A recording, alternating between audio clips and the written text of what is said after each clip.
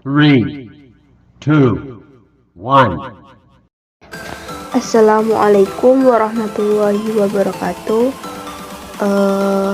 Perkenalkan, nama saya Sabila Anggun Nurantika dengan NIM 2121111355 dari kelas 3J. Yang terhormat kepada Bapak Dosen Pengampu Fikih Siasah.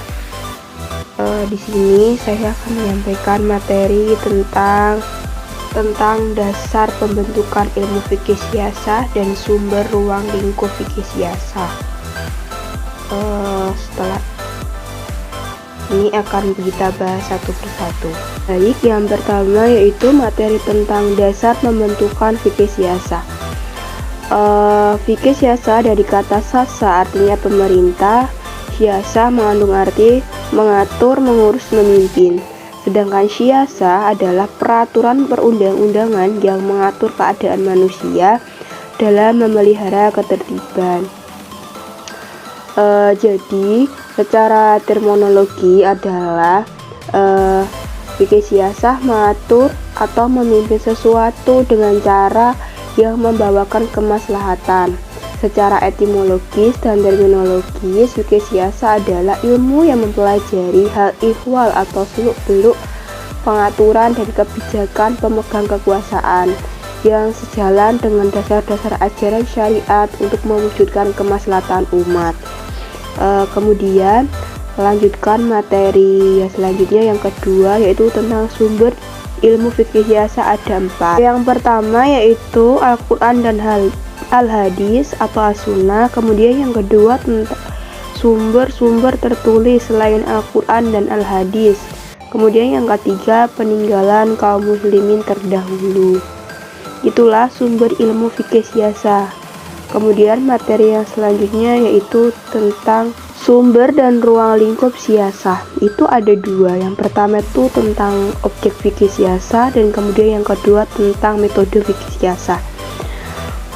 Objek fikih siasah itu ada 2, yaitu yang pertama objek kajian fikih siasah meliputi aspek pengaturan hubungan antara warga negara dengan warga negara, hubungan antara warga negara dengan lembaga negara, dan hubungan antara lembaga negara dan lembaga negara, baik hubungan bersifat intern suatu negara maupun hubungan yang bersifat ekstern antar negara dalam bidang kehidupan. Kemudian yang kedua, objek kajian siasah adalah pekerjaan-pekerjaan mukallaf dan urusan-urusan mereka dari jurusan pendabirnya dengan mengingat persesuaian pendabiran itu dengan jiwa syariah. Kemudian metode fikih siasah. Dalam metode fikih siasah juga dapat menggunakan metode al-qiyas, isma, Al-Quran, hadis, al-marslah dan al-mursalah, sada al-zariyah, al-fatah zariyah, al-istihsan, kaidah-kaidah qauliyah dan fikihiyah. Itulah sumber dan ruang lingkup fikih siasah. Materi selanjutnya yaitu tentang ruang lingkup fikih siasah. Itu ada 3, yaitu fikih siasah dusturiyah. Apa sih fikih siasah dusturiyah? Fikih siasah dusturiyah yaitu yang mengatur hubungan antara warga negara dengan lembaga negara, yang satu dengan warga negara dan lembaga negara lainnya dalam bahas administratif suatu negara. Contohnya seperti pembuatan KTP, SIM, akte kelahiran. Kemudian yang kedua, fikih siasah dauliyah, yaitu tentang kekuasaan kepala negara untuk mengatur negara dalam hal hubungan internasional, teritorial, nasionalitas, ekstradisi, tahanan atau pengasingan tawanan politik, atau pengusiran warga negara. Contohnya seperti WATO atau PBB. Kemudian yang ketiga yaitu fikih siasah maliyah, yaitu yang mengatur tentang keuangan negara seperti hal pemasukan uang negara, pengelolaan uang negara, pengeluaran uang milik negara, seperti rancangan anggaran pengelolaan badan negara. Itulah ruang lingkup fikih siasah.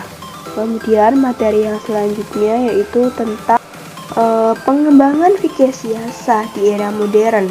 Dunia Islam setelah 3 kerajaan besar Islam mundur, kerajaan Utsmani di Turki, Mughal dan di India, dan Safawi di Persia pada tahun 1700 sampai 1800 Masehi tidak mampu menandingi keunggulan Barat dalam bidang teknologi, ilmu pengetahuan, ekonomi, dan organisasi, serta budaya dan tradisi Barat. Sebagai pemikiran Islam itu ada 3. Satu, adanya yang a priori dan anti Barat, kemudian adanya yang ingin belajar secara selektif, kemudian yang ketiga ada juga yang sekaligus setuju untuk mencontohi mereka. Sikap menganggap bahwa ajaran Islam itu lengkap untuk mengatur kehidupan manusia, termasuk dalam politik dan kenegaraan, merujuk pada sistem dari Nabi Muhammad SAW dan Khulafaur Rasyidin. Sikap ini melahirkan kelompok yang beranggapan bahwa Islam hanya menyajikan seperangkat tata nilai dalam kehidupan politik dan kenegaraan umat Islam. Kajian politik kenegaraan terjadi secara mandiri melalui proses reasoning atau istihad.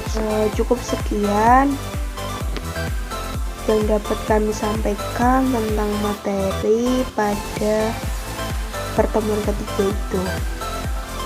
Demikian yang dapat saya sampaikan. Apabila ada salah kata ataupun ucapan, saya mohon maaf sebesar-besarnya. Wabillahi taufiq wal hidayah. Wassalamualaikum warahmatullahi wabarakatuh.